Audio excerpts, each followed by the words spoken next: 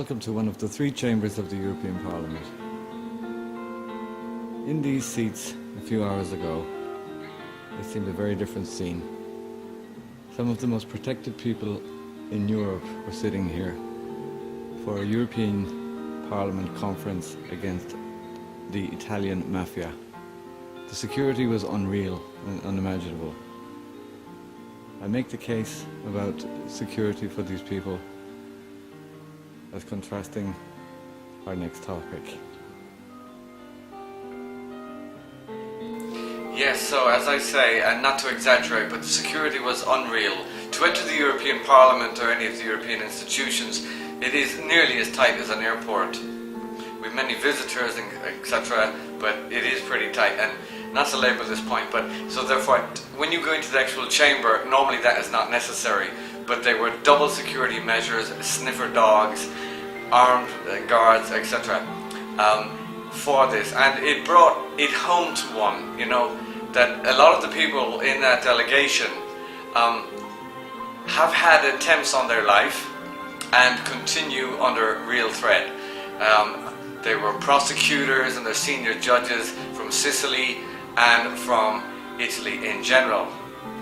Of course, we have a big problem with mafia in all of Europe, but in this case it was the Italian mafia.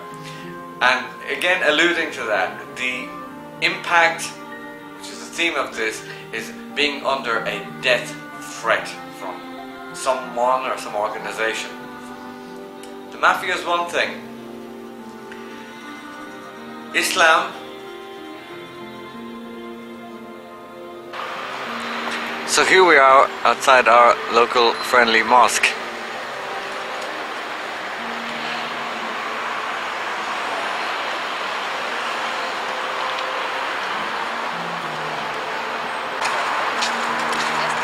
The people I referred to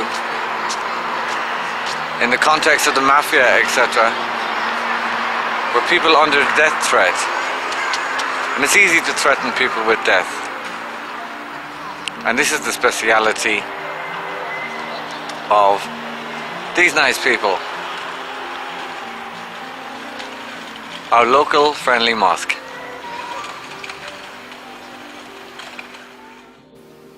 Islam these days seems to be trying to outdo the mafia in terms of the threat level and threat record. We can all think of some very familiar names. The only difference is, of course, neither are acceptable. One is about business, power and influence, and the other is just ideology. Yeah.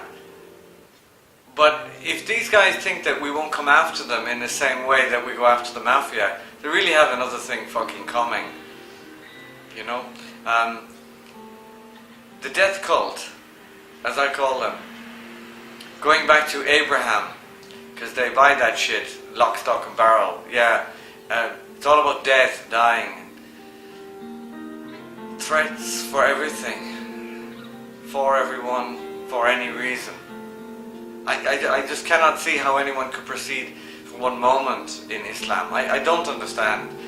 For example, the origin of this monstrosity of theism and the monotheistic religions. In Judaism, as you all know, there are a million different fractions. And as the rabbi told me in Jerusalem, I won't give you his denomination or his level on the scale, whether he was Orthodox or Universal or whatever he was. The point about Islam, the point about fucking Judaism, I should say, is that it seems that it's like the Torah could be interpreted, the law, etc. But it's like this fight with God. You're just arguing with their God. You can debate things, you can progress, you can go on. It's this fight going on all the time. I still don't understand. Is that an absolute or it's just? But anyway, that's what the rabbi said. There's room for fucking debate and maneuver. You can fight with God. You can argue it out. Like many characters in the Bible that they will point to. Christianity comes on top of that, plagiarizes the hell out of it. Yeah, and from the earliest days, where it was like its formation, and then in medieval times and post that, the great reformers, interpretation. We're talking from Wycliffe to Luther to Calvin, and etc., etc. It's kind of open to debate, and people can still live with each other. That's the point. Without, well, they went to war for hundreds of years about it, but finally now they can live with each other. You know, a Catholic and a Protestant can walk down the street in London or New York, and they're not going to try to kill each other, and it's not the first thing on their agenda. Building on it, the problem with Islam is that it's non-negotiable. There's nothing to say. There's nothing to offer. There's nothing to say about it. There's no fighting with God. There's no arguing about it. You know, what the Prophet really meant. Yeah, they have the judiciary thing, and the only split in Islam, you know, well, it's not the only, but the major split, of course, in the inheritance question between Sunni and Shia. But otherwise, their back is against the wall. There's nothing to fucking debate. There's nowhere to go. And this is an impossible situation, brothers and sisters, and for anyone Muslim listening, especially when you come into our part of the world in Europe, please understand you have nowhere to go with this. Do you understand? I refer you to the Mafia case. You have nowhere to go with this. Nowhere. Okay? It's unsustainable, and you better start asking questions and getting in the real world. You're not going to convert Europe or the world to Islam. Okay? Osama bin Laden is not going to retake Andalusia. It's not going to happen, okay? So, I don't know. Go have a good fucking jerk off or something, but it's not going to happen. And just because the majority of us seem, especially in Europe, I can only speak to Europe, okay? We seem to be passive, we seem to be relaxed, not in your face, is because that is the very definition of our civilization. We have learned the lessons of all the tragedies, right through from pogroms and the Islamic wars to the Holocaust. We've learned the lesson, we ain't going back. And if you fucking Muslims coming to Europe, especially the extremist kind, think that you're going to outbreed us like fucking animals or impose and destroy our civilization, which has been so fucking hard won, we're not going to give it up too easily. Okay? And that leads on then to, of course, one of the pillars of your oppression, how you treat women.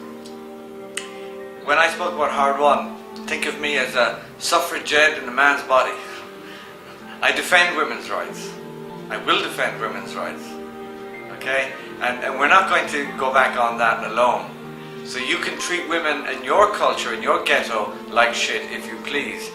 But I'm a man, and I'm going to take you on one-to-one for abusing any woman. Try to understand, you cowardly bastards.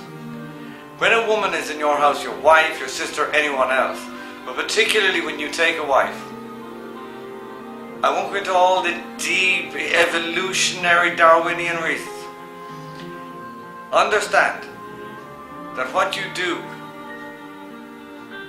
with your testosterone on steroids gone crazy, you abuse her in the one place, the one singular place that she should feel most, and take note, this next word, protected.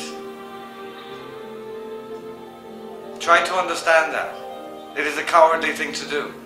Of course, I would suggest abuse of women is not only for the Islamic world, but you've kind of institutionalized it.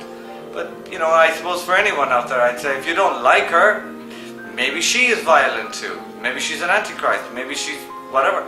Walk out the door. Divorce. Separate. Whatever you want to do. But it's just not very brave to attack a woman, or beat the shit out of a woman, or indeed kill a woman. So there we are. And of course that is one of the great tenets of Islam. To keep women down. To keep them like shit. I'd like to ask all Muslims before I sign off. Are you afraid of women? Is that the problem? Are you afraid of their beauty and sexuality? Why? Why are you so afraid of them? Covering them up in a tent. Are you afraid of a woman? Or are you afraid that you can't keep your cock fucking in control? Islam, Muslims, you are pathetic. You are pathetic. Notice I don't say I hate you. I don't hate you. I feel sorry for you. You are pathetic. And as for Muslim women, if there would be e'er a chance that there's a Muslim woman ever watching from any part of the world, sweetheart, why can't you get out of this racket? There are millions of us who will help you. Get out of Islam. Undermine men's power. It is possible, and I know because we've done it before. It's not the first time. So think about that. So welcome to another death farm. The house of threats. Submission, surrender. And to all my viewers, I would like to make it very, very clear, I have nothing against the Arabic language. I have nothing against the colour of people's skin. I have nothing against any of those things. It's just that what these people have done is surrendered their heart, their spirit, their soul, their imagination and everything to this death cult. And that's what it is. That's all it is. And they specialise in threats. That's why we kicked off with paralleling it with the mafia threat and other things like that. So what we want to say on it is that here's a nice mosque in Europe. Those who are threatened can threaten back also, and very simply said is to say that what could be given so easily and effortlessly can be so easily taken away. Thank you for watching.